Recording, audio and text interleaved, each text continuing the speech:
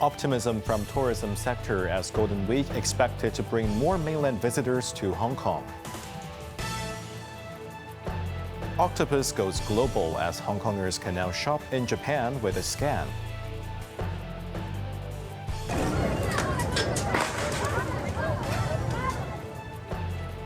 And youth-led protests break out in North African country of Morocco, with violent clashes with police turning deadly.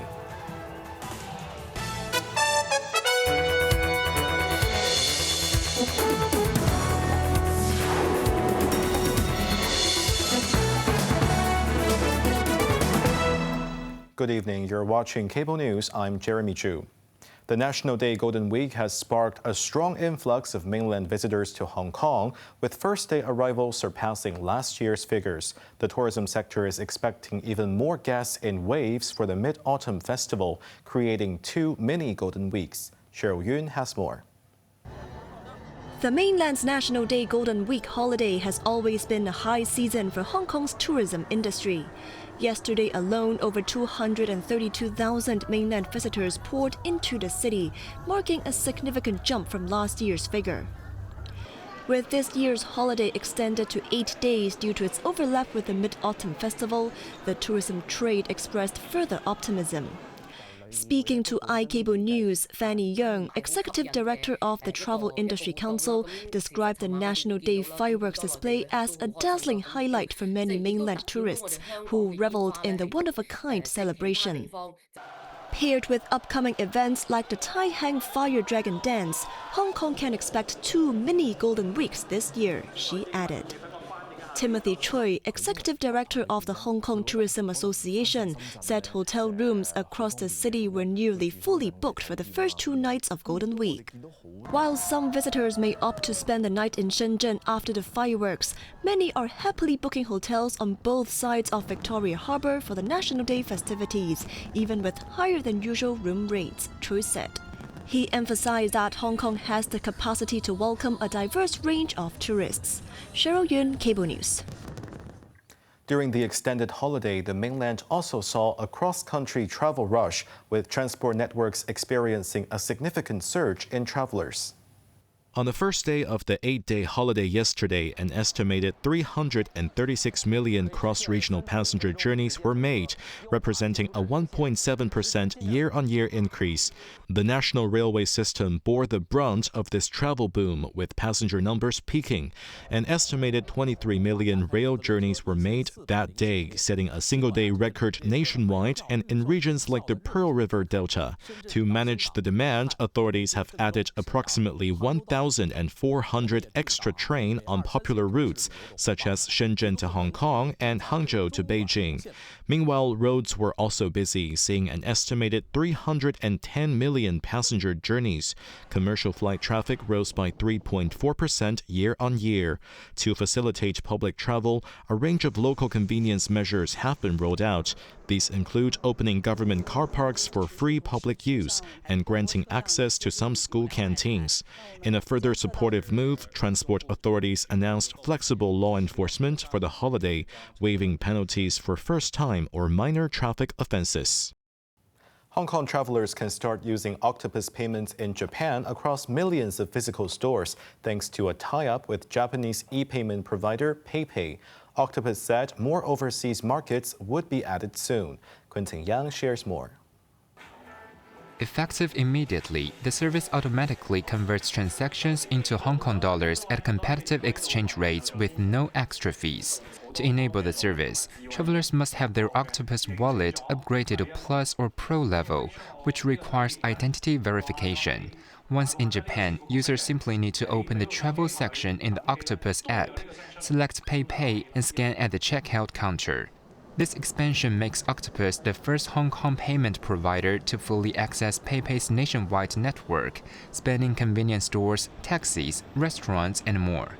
We all know that Hong Kong people love to travel, right? So that's the reason and purpose behind why we've set up the Travel Corner, to be able to allow for customers to be able to travel to Japan, in addition to traveling to the mainland, and also to Thailand and also to Korea, and with more markets coming soon as well.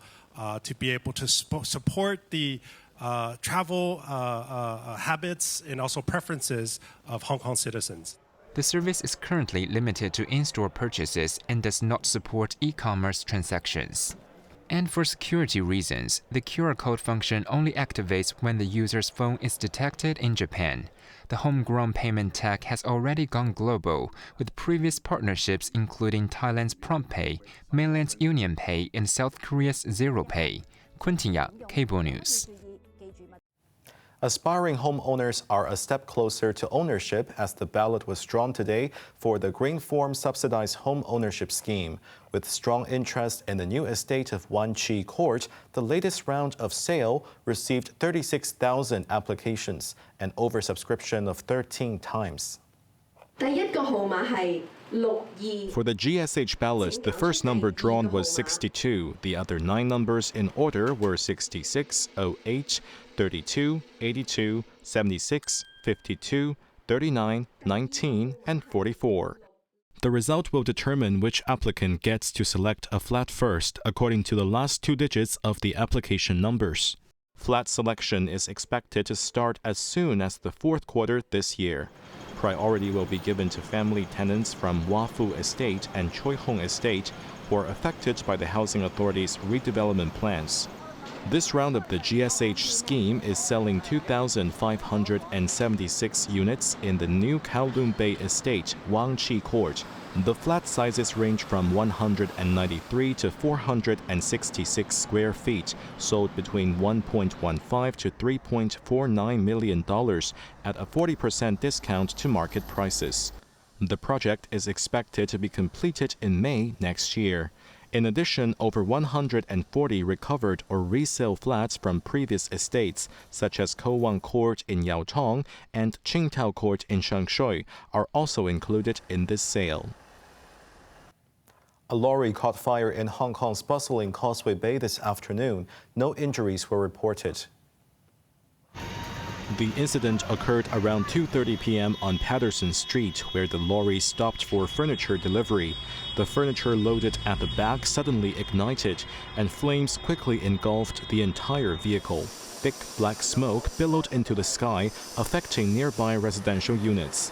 Firefighters equipped with breathing apparatus arrived promptly and extinguished the blaze. The lorry, however, was severely damaged.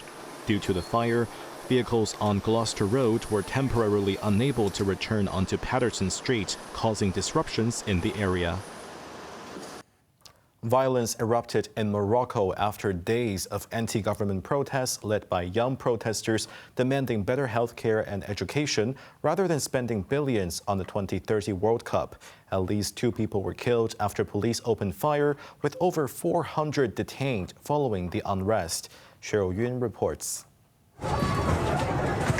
Protests in the North African country have entered their 5th day, escalating into clashes with police. In the city of Saleh, shops and cars were set ablaze as hundreds of frustrated teenagers took to the streets. Police in full riot gear deployed water cannons to disperse the crowds. The protests were led by the Gen Z 212 Youth Collective formed on social media platforms. The organizers, who remain anonymous, demanded authorities to immediately reform the country's healthcare, education and job sectors, prioritizing them over building stadiums for co-hosting the 2030 FIFA World Cup. The wave of activism has since spread nationwide, with protests turning violent in several cities. Officials said 2 people died from gunshot wounds after a group attempted to storm a police station in the southern city of El Cria, where police were forced to use weapons in legitimate self-defense to repel the attack. In the eastern city of Oujda, footage captured a police vehicle ramming into protesters, which Morocco's state news agency reported left 1 person injured. The Interior Ministry stated that over 400 people have been arrested since the protest began on Saturday, with approximately 300 security officers and civilians wounded. Cheryl Yun, Cable News. The death toll from a magnitude 6.9 earthquake that hit central Philippines has risen to at least 72. The country is considering seeking international aid, pending results of a damage assessment. Jamie Liu reports. Cebu province, now under a state of calamity, has seen widespread destruction, with homes reduced to rubble and power knocked out across large areas. Many residents in the hard-hit Bogo city had to stay in tents or in vehicles since Tuesday night while waiting for relief supplies. There is a tsunami warning and our house is in the seashore, near at the seashore. Feeling nervous as always.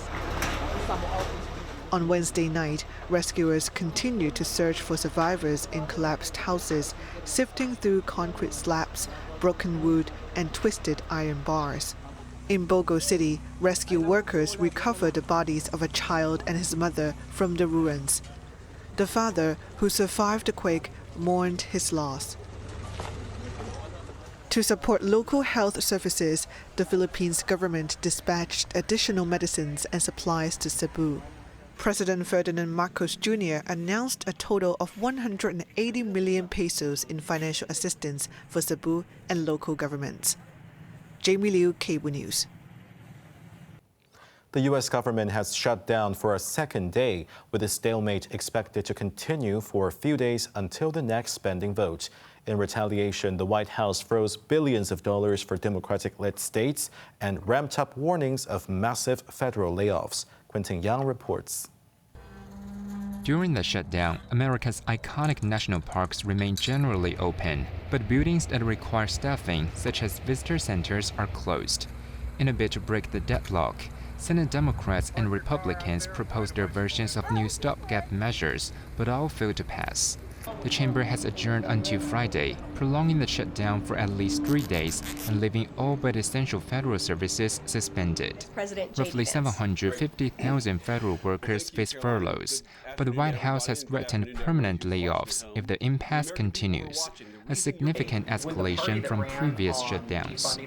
If this thing drags on for another few days or, God forbid, another few weeks, we are going to have to lay people off. We're going to have to save money in some places so the essential services don't get turned off in other places. That is the reality of the government shutdown that Chuck Schumer and the Democrats have foisted upon the administration.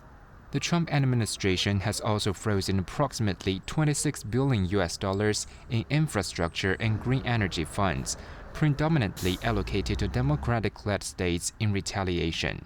House Democratic leader Hakeem Jeffries accused Republicans of causing the crisis in order not to provide working-class Americans with health care, the center of this political battle. Quentin Yang, Cable News.